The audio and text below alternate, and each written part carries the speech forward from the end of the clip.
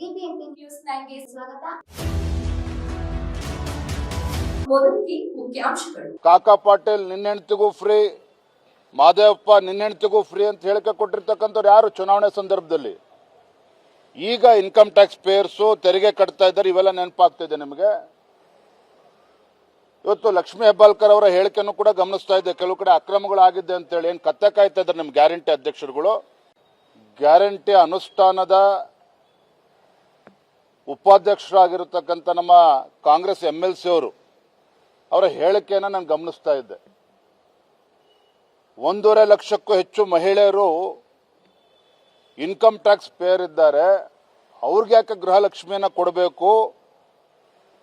ಅದನ್ನು ಕಟ್ ಮಾಡಿದ್ರೆ ಸುಮಾರು 60-70 ಕೋಟಿ ಸರ್ಕಾರಕ್ಕೆ ಉಳಿತಾಯ ಆಗುತ್ತೆ ಅನ್ನೋ ಮಾತನ್ನು ಹೇಳಿದ್ದಾರೆ. ಬಹುಶಃ ಅವ್ರು ಮರ್ತಿರಬೇಕು. ಮಾನ್ಯ ಮುಖ್ಯಮಂತ್ರಿಗಳಿಗೂ ಕೂಡ ಇವತ್ತು ನೆನಪು ಮಾಡಿಕೊಡೋದಕ್ಕೆ ಇಚ್ಛಪಡ್ತೇನೆ. ನಿಮ್ಮ ಹಿಂದಿನ ಮುಖ್ಯಮಂತ್ರಿಗಳು ಕಾಕಾ ಪಾಟೀಲ್ ನಿನ್ನೆಂಟಿಗೂ ಫ್ರೀ, ಮಾದೇವಪ್ಪ ನಿನ್ನೆಂಟಿಗೂ ಫ್ರೀ ಅಂತ ಹೇಳಿಕೆ ಕೊಟ್ಟಿರ್ತಕ್ಕಂಥವ್ರು ಯಾರು ಚುನಾವಣೆ ಸಂದರ್ಭದಲ್ಲಿ?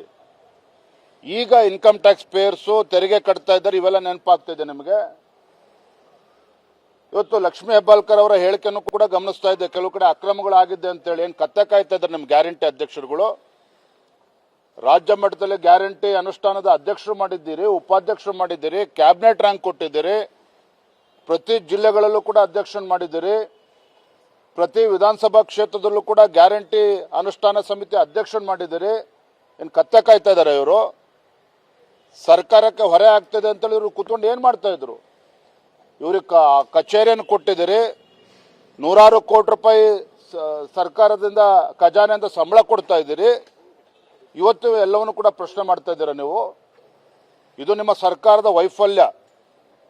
ಈಗ ನಿಮ್ಮ ಗ್ಯಾರಂಟಿಗಳಿಗೆ ಹಣವನ್ನು ಕ್ರೋಢೀಕರಿಸೋದಕ್ಕೆ ಸಾಧ್ಯ ಆಗದೇನೆ ಒಂದೊಂದೇ ನೆಪ ಒಡ್ಡಿ ಇವತ್ತು ಕತ್ರಿ ಆಗ್ತಕ್ಕಂಥ ಕೆಲಸಕ್ಕೆ ನೀವೇನು ಇಳಿದಿದ್ದೀರಿ. ಜನ ಚೀಮಾರಿ ಆಗ್ತಾ ಇದ್ದಾರೆ ನಿಮ್ಮ ಸರ್ಕಾರಕ್ಕೆ ಇವತ್ತು ನಿಮ್ಮ ನಡವಳಿಕೆಯಿಂದಾಗಿ.